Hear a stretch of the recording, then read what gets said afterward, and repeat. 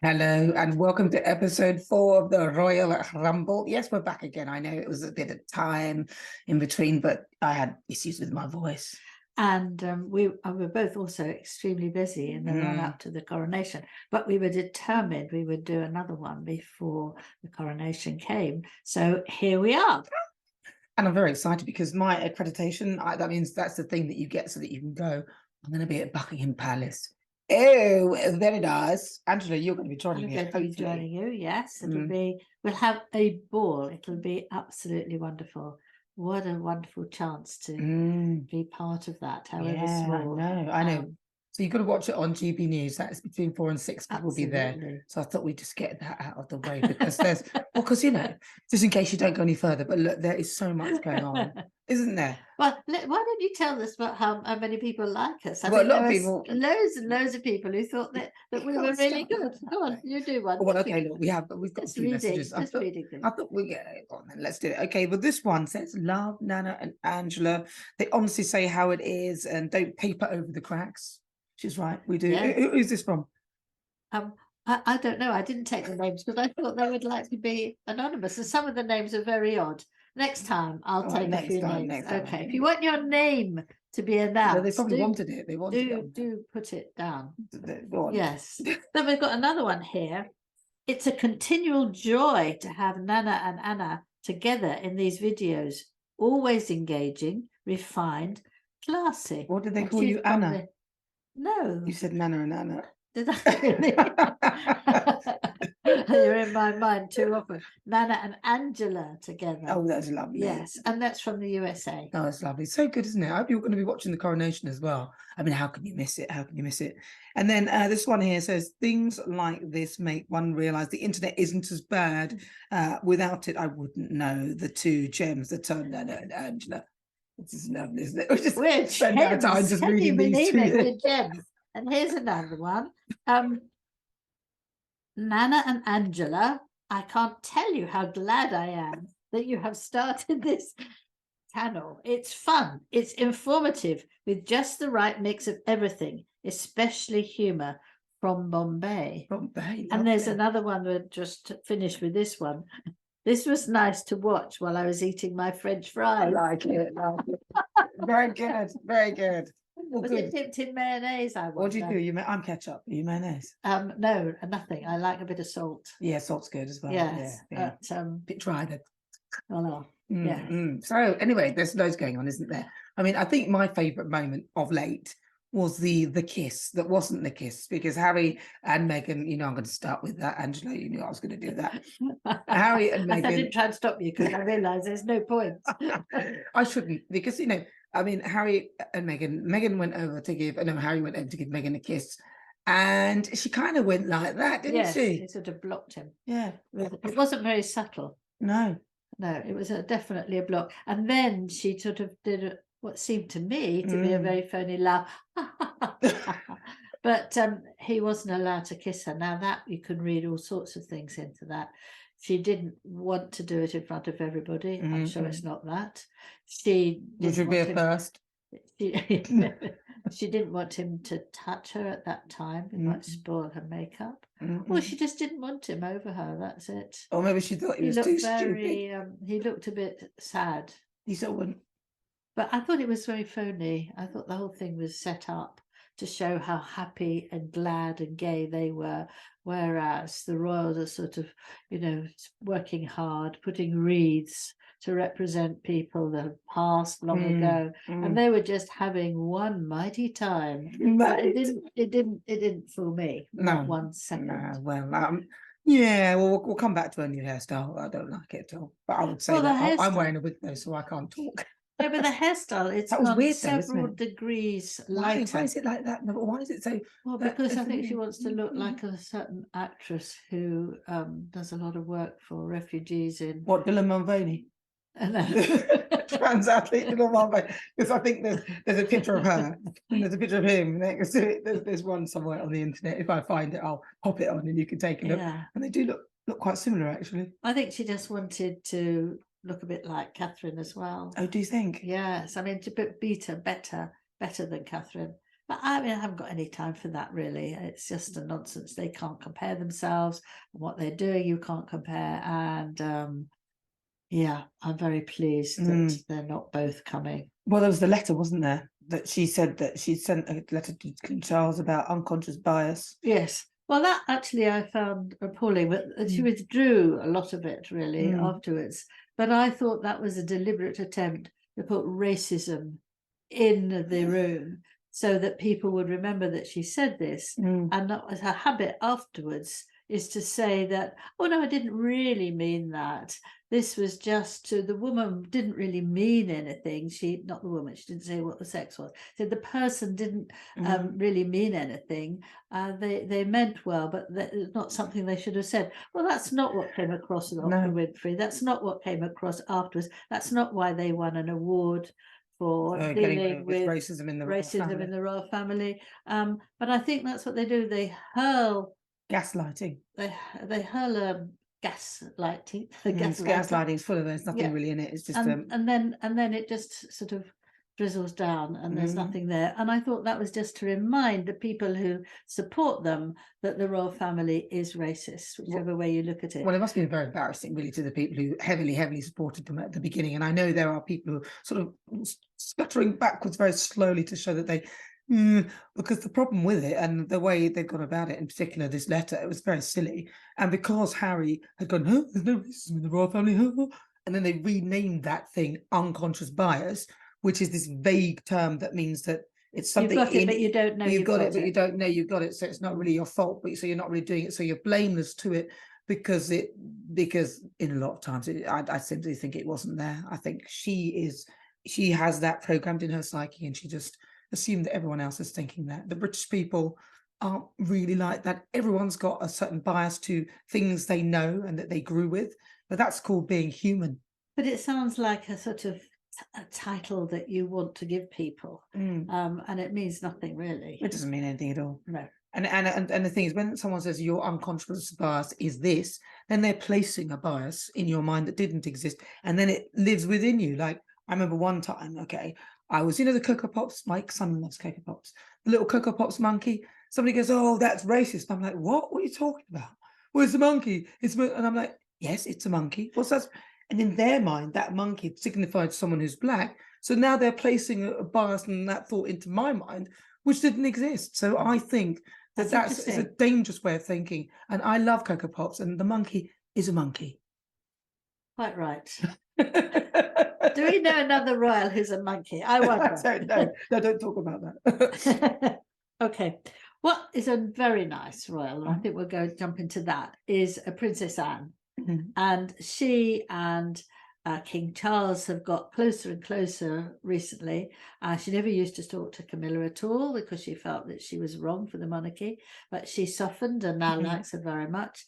And King Charles has asked her if she will be their guide on their way back after the coronation, and they'll be in their coach and she'll be riding behind them and looking after them. I can't think of a better person, actually. Yeah, I remember years and years ago, she was in a car and it was stopped, and somebody who wanted to kidnap her, I think holding a gun, said to her, you've got to get out of the car immediately. And she said, that's not likely. And she refused to go. And she was amazingly strong and powerful about that, and looked as if nothing can really hurt her or scare her. So she'll be feeling incredibly proud, which she said, and also do a terrific job. So I think that's really nice. And it's got more of a family feel than to having a well-known military person doing it. I think that's very touching, and I think there's a lot of that. Bring in the family, Queen Camilla's grandchildren's there, Prince George will be there, and it's bringing it much to an identity. There's just one couple who's missing, or one person who's missing, but we won't go there. But apart from that, it's a family that's actually believing in the monarchy and the people in the UK and the Commonwealth. You notice anything? Do you like these little Yeah. We're getting ready. We're We're going getting to so ready. Yeah, cheers. listen, Cheers to what are you you. doing for the coronation? We'd love to hear from you, seriously. We'll put the email address that you can send us down here, and you can let us know what you're planning to do for that. We're going to try and get a podcast out before actually the coronation, and then get one after to see if we can get some special footage. Yeah, and also, if anybody would like to compose some royal music, no longer than 14 seconds the most, and send that to us, we'd love to play it, because A, we can introduce ourselves, and B, it would be wonderful to have a special royal music. So please, anybody who loves composing, let us have a we won't forget your name, Angela. We'll say who sends it to us. But yeah, definitely, we would love that. We can use that for our special podcast that we'll do. We'll try and get one in before, but if we can't, there'll definitely be one after it, and we'll use that music. Yes, we can use it again and again. It's going to be great, isn't it? Yeah, make sure it is actually yours. They don't send us something that somebody else's will be in trouble. Yes, and no longer, because we want to get read in anyways. There was a feeling. Now, shall we talk about who should be there and who shouldn't be there? Who should be there? Who should be there? Well, the coronation. I think it's a coronation. I also think that it's a state event. It's not a family event. And I think the complaints about the lady who was the Queen's bridesmaid has not been invited has caused a furore. But I don't think that's right, because it's not a family matter. She said that she thinks it's quite right that she's not invited. Who has been invited is the deputy Chinese leader, and also the leader of Sinn Féin. And people have felt, how on earth can you have those? That's not fair. They don't like us. They fight. But I think that's a good idea, because it's a way of communicating with them without having to say anything. I know that the Queen invited the head of China to come for a weekend in Windsor, because you need to stay in touch. And it is very important to do that. But also, who are we to look at other people's human rights? And I don't think this country is bad. I think this country is great. But I think, who are we to sort of make judgments on, oh, that country does that bad, and that every country has done something that was bad at some point. So I think, when it comes to an event like this, everyone needs to get together and forget about all that and try and work things around. Apart from Putin, of course. That's the only one that can't come. I haven't invited him. And of course I can't. No, because he's currently in. But it's interesting, the Chinese and the Irish, it's a good thing to do. It is. And to have those sort of people. No, but she was very good about that as well. It's very interesting, because she said, I think it's quite right, because I'm divorced, and it's not a family thing, it's a state thing, and I don't mind at all. She said that she'd been with them for Christmas, and that was lovely. And that was the first time in 30 years, because the Duke of Edinburgh couldn't stand her, so she wasn't allowed in. So this time she was there, so she could celebrate it with her children and grandchildren, and she enjoyed that enormously. But she also made two hints. One was, the important thing is we are a family and we get together. It doesn't matter if I'm not there. And I thought that was a big dig at Harry and Meghan, that they're actually out of the family, and they're not prepared to just swallow what they don't like and come along and give the King and Queen a good showing. She was very good about that, and she said it's a case of pulling together. And I thought that's fine. And I wonder, because it said that the relationship used to be quite close with Eugenie, has got very lukewarm. And I wonder whether that's got things to do though now, hasn't she? Got children now, and her. Yeah, but I think it's also that maybe that her mother said that, and they realised it's about Meghan. them. Yeah, so it's but there was a lot of interest there. You're speaking about families, and there was that lovely picture of all the grandchildren, wasn't there? That was lovely. Of course, there was no great-grandchildren. But of course there was none of Harry and Meghan's children. No, they complained about that. They did complain. However, it was taken in Scotland. Yeah, they didn't want to go there, did they? And they didn't want to go. They turned down the request. So that just shows how awful it is that, you're not there, but you complain nobody took the picture of you. That's absolutely nonsense. Well, that's what that's what they're missing out on. I think that's a reality, that it must be sinking in, all the pomp and ceremony, but all the respect that the royal family have as well, and all the things that are going on, especially at an event like the coronation, which, had they been getting on quite nicely with the family, there would be no question as to whether they would be coming to it. But I remember what you were saying about William doesn't have anybody to be with him, though. No, that's the thing. I mean, Yeah. King Charles has got his sister, Mm. who's known him all her lives, and they get on, and she will be there for him. Prince George has got his sister, and she's terrific, because she told him when to bow after the Queen's funeral. So she was cute. there, right there, and told Louis to stop waving at the time that they passed something. She was very, very responsible. She's got that, but William hasn't now. And I think you need that extra person who you've known all your life to really help you. Well, he's probably not that extra person, though. No, he doesn't want that extra person. He doesn't. He won't speak to him, and it's very interesting because Harry's, I believe, going to sit in the 10th row, and they've made sure that the cameras can't take both brothers in the same snap. I don't know. I think they can do them. Where will Catherine be? Oh, she'll be right in the front. Will she? Yeah, of course. Married to the heir. I know, that's great, isn't it? She's gorgeous, isn't she? She just looks so stunning. She just grows into that role every day. And you see the compassion and empathy that she has in all the things that she does. And I find it just so incredible. And I know with a lot of the charities that they work with, William is very particular about a lot of them. And the ones that he's very close to are those that involve children because of what he went through in his loss. So I think they just have... But also he does a lot with homelessness, which is... led from by their mother, Anna, and she used to take them to see the people so that they would feel how lucky they were, not be so spoilt, and that that people who are homeless, it's really terribly moving to see them. So he does a lot of work with that, and he's very keen on the children thing too. But as you say about Catherine, she's worked incredibly hard to learn everything about it. So she's taken her time, and she's got something that is terribly important, because it's right. If children at a young age are brought up correctly, then they have a good chance. So the ones who come from very dysfunctional families don't, unless they're lucky. But if they can sort it out, it's brilliant. I think that's better. That's right where you were before. Right. Yeah, that's good. Or do you feel like you're too close? No, don't feel like too close.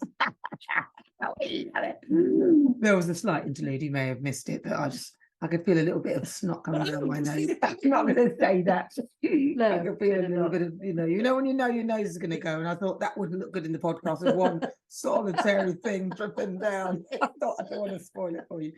Anyway, anywho, so it's been fun. It's been fun. It's going to be fun, isn't it? The Coronation. Oh yes, it is. I'm really looking forward to being with you. Oh yeah, doing it on Saturday. It will be so lucky to be able to do that. It's going to be fun. We're going to have lots and lots. And I really hope that the people who don't like the monarchy don't actually spoil it for the people who do. This one day. I don't think they will. I don't think they will. They never do, really. There's lots of people who come out, well, not many actually, just a handful of people who come out saying he's not our king, he's not. Look. Well, the kids, did you see that thing with the little children shouting, "He is our king, he is our king," and they drowned them. It was brilliant. It was brilliant. But the thing is, right, okay, and I say to these people, if we don't have Charles, what are you going to put in his place? That's what I say. More politicians? I don't think so. Listen, at least the monarchy are a net benefit rather than a liability, frankly. Yeah. I would choose the monarchy over any waft of politicians any day, because they're actually doing it because they're passionate and they feel for it. And it's not about them. It's not about them. They're giving, which is why people like Meghan Markle couldn't do it. She couldn't do it because it was about somebody else. It wasn't about herself.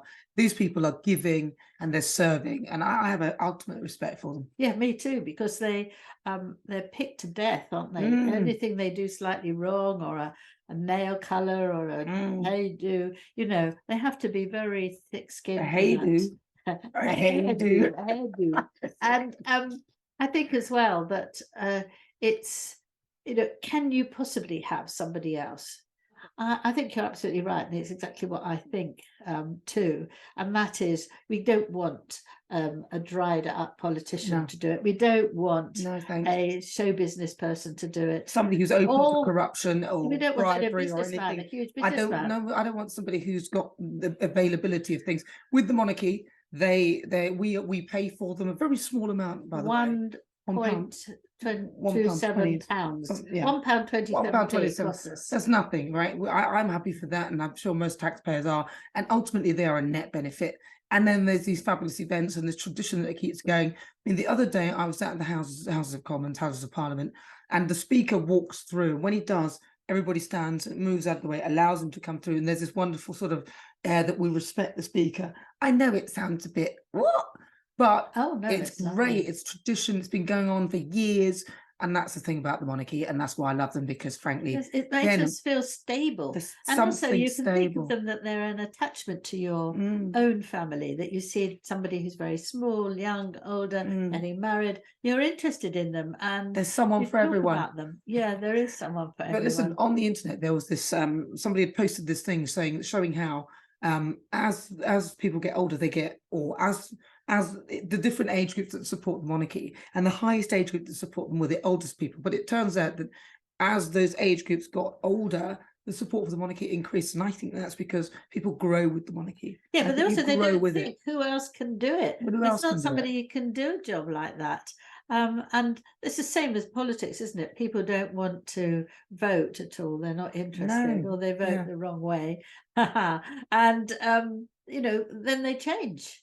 It's continuity. Yes, continuity as well. Well, listen, we're going to keep some continuity as well by bringing you another podcast very soon. Very soon. Yeah, it's been great. See you soon. Thank you so much. Bye.